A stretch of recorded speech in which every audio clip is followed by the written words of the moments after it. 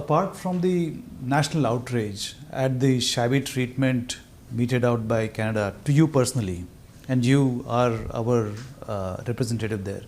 In addition to that, a lot of Indians are also concerned because many Indians send their children to study in Canada.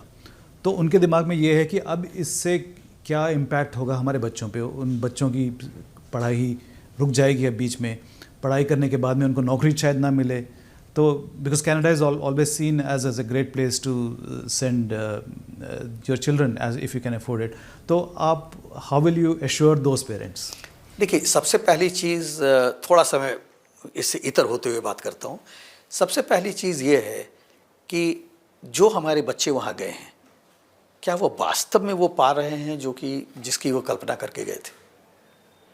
आज अगर मैं सही ढंग से देखूं तो एक एक कमरे में 8-8 बच्चे रह रहे हैं. वो ऐसे कॉलेजेस में एडमिशन उनका है जिसमें कि पूरे सप्ताह में एक क्लास होता है. वो सारा दिन किसी दुकान पे काम करते हैं डेली वेज के रूप में, और सभी अच्छे घर के बच्चे हैं. वो चूँकि वहाँ पर क्लास सप्ताह में अगर एक दिन हो रहा है तो पढ़ाई भी उतनी ही करेंगे, स्किल भी उतना ही वो बना पाएंगे अपना.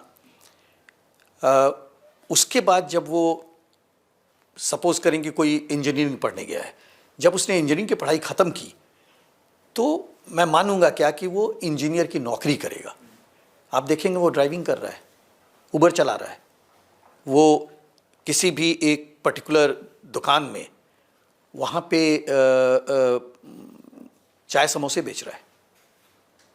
तो वहाँ पर जो वस्तु स्थिति है अभी वो बहुत इनकरेजिंग नहीं है. और इस चीज़ को मैंने अपने कनाडा में जो हमारे मित्र हैं सरकार में, वहाँ पे उनसे मैं हमेशा कहता था कि संख्या तो बहुत आ गई है, लेकिन जितनी संख्या में आए हैं भारतीय इंटरनेशनल स्टूडेंट्स, वो कहते हैं अंतर्राष्ट्रीय छात्र जो हैं, उनको वो सुविधाएं नहीं मिल रही जिसकी कल्पना करके वो आए थे. जी, हम थोड़ा सा साइड ट्रैक हो गए यहाँ पर, but this is very interesting. So your advice to parents would be to think twice before sending their children to study in Canada. Absolutely. What we tried to do over a period of last 1.5 years almost, that those students who are already there and they have faced similar problems and difficulties, they could record their testimony in short videos and put it on YouTube. So today if you go to the YouTube, you will find many such testimonies which will say, know these important details before you come to Canada. So जो parents हैं उनको अच्छी तरह से research कर लेना चाहिए, देखना चाहिए कि क्या, और वो खर्च बहुत कर रहे हैं. देखिए, एक जो कनाडा का नागरिक है, अगर वो उसी कॉलेज में पढ़ रहा है या उसी यूनिवर्सिटी में पढ़ रहा है तो उससे 4 गुना ज़्यादा फीस देता है इंटरनेशनल स्टूडेंट. तो पैसा बहुत लग रहा है वहाँ पर. उतना पैसा देकर अगर वो पढ़ने जा रहे हैं तो कम से कम एक रिसर्च कर लें कि क्या उन्हें वो सब चीज़ मिल पाएगी जो वो सोच कर जा रहे हैं. और ये सलाह आप तब भी देते, अगर आप ये इंसिडेंट ना हुआ होता तब भी देते? ये मैं पहले दिन से दे रहा हूँ, और मैं बार बार वहाँ से उनसे आर्जू मिन्नत भी कर रहा था कनाडा के जो अथॉरिटीज़ हैं कि हमारे छात्रों के भविष्य के साथ खिलवाड़ न किया जाए.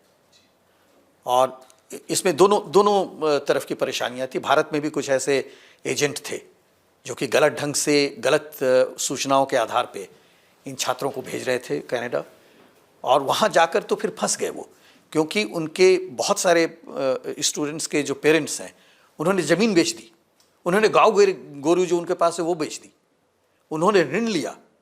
अब वो लड़का या लड़की जब वहाँ पढ़ने गए तो फिर वो लौटने का सोच ही नहीं सकते हैं, क्योंकि कुछ बचा ही नहीं था घर पे, और जब लौटेंगे तो किस मुंह से लौटेंगे. तो एक तरह से वो ट्रैप्ड हो गए अपनी ही सिचुएशन में. और उसके बाद जितनी दुखदाई सिचुएशन होती है, एक वक्त ऐसा था जबकि हर एक सप्ताह में हम 2 बॉडी बैग्स भारत भेज रहे थे बच्चों का, जो कि वहाँ पर सुसाइड उन लोगों ने किया क्योंकि वो घर नहीं लौट सकते थे. सभी कुछ बिक चुका है.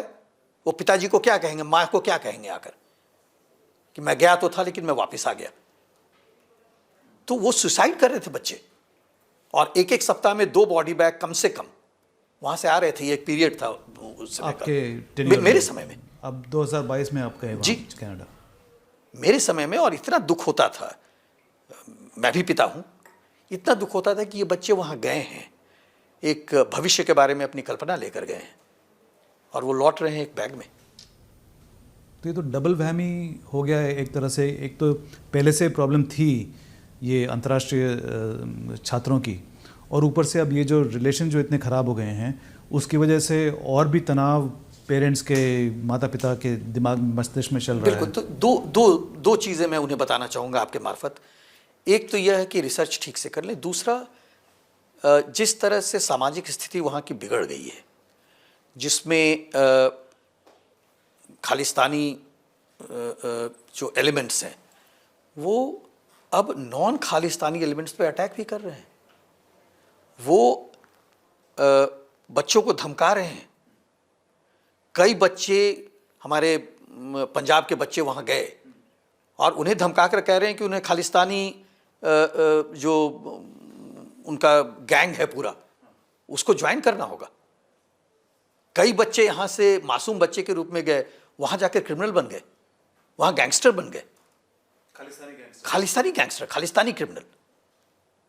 तो आखिरकार वहाँ पर किसी ढंग से उन्हें इन्फ्लुएंस तो किया जा रहा है, और वो इन्फ्लुएंस, जहाँ तक मेरी खबर है, ज़्यादातर ये जो खालिस्तानी गूंस हैं, गुंडे जो हैं खालिस्तान के, वो कर रहे हैं। और वो किस तरह के क्रिमिनल एक्टिविटीज़ करते हैं वहाँ पर?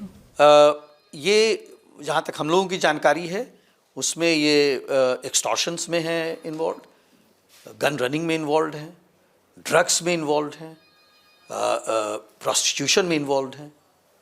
तो जितनी गंदी चीज़ें आप सोच सकते हैं किसी भी समाज के लिए, सभी चीज़ें में इन्वॉल्व हैं।